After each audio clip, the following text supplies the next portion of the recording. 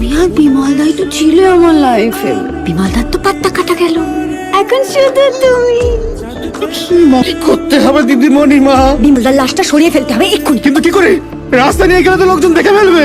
সারাক্ষণ চিৎকাতুদের মতন ভেউ ভেউ করো না তো, কাজটা করবে না হাজতে যাবে। শোনো শোনো, তোষকের মধ্যে জড়িয়ে একটা পুকুরে ফেলে দেবে। নিয়ে যাবো কি করে?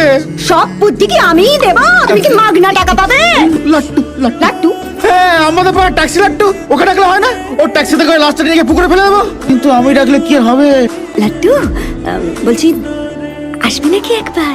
তোমার দাদা তো আজ নেই। আমি আসবো তা আমার কাছে তো চাবি নেই। তোমার কাছে গাড়ির চাবি আছে, ওতেই হবে। কি হয়েছে বলো তো? আমি বাপের বাড়ি চলে যাব। তোমার দাদার অত্যাচার আর সহ্য হচ্ছে না, বুঝলে?